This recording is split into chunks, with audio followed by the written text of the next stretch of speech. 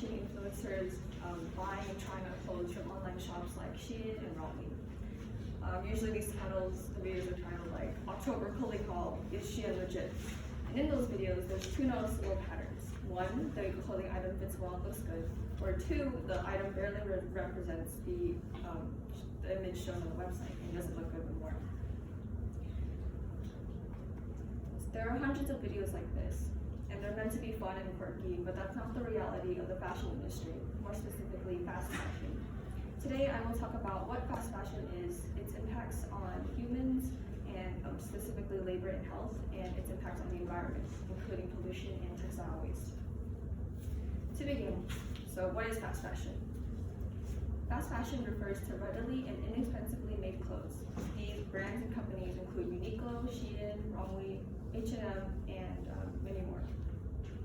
These companies follow trends and produce clothing based on those trends.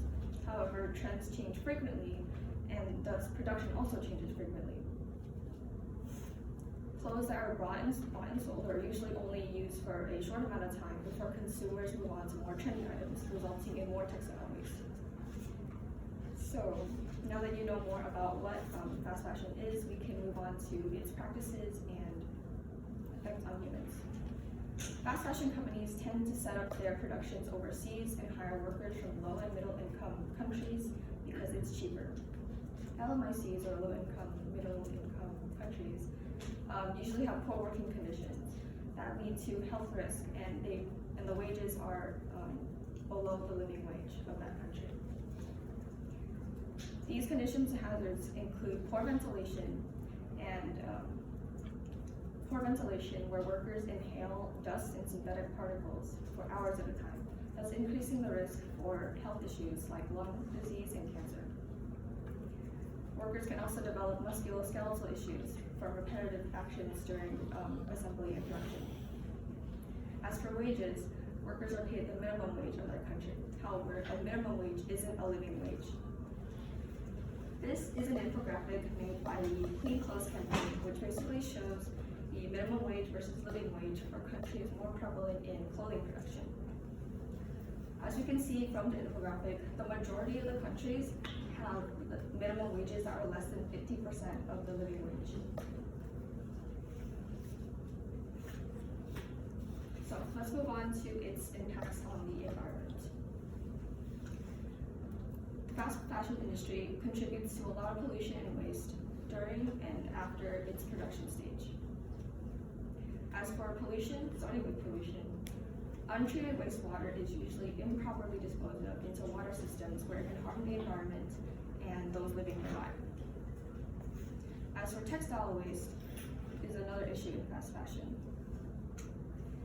Here we have two maps with data in US dollars per capita provided by the EURA-MRIO database. The one on the left is textile expenditure, which shows how much the country spends on clothing. The one on the right is the wages and income of that country. So we see a relationship between higher income and the tendency to spend on textile clothing. So more textile spending, which results in more textile waste in various areas. These include landfills, which textiles account for about 5% of landfill space.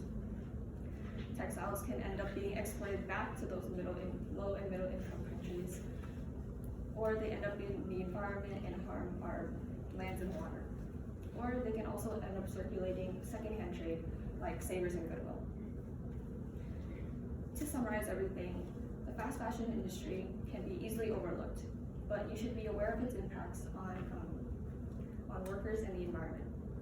These impacts include, but are not limited to, poor working conditions that lead to health issues, impacts on the environment, pollution, and waste. So before buying that newest trendy shirt, you should think about what the impacts that shirt has caused and will cause after you're done with it.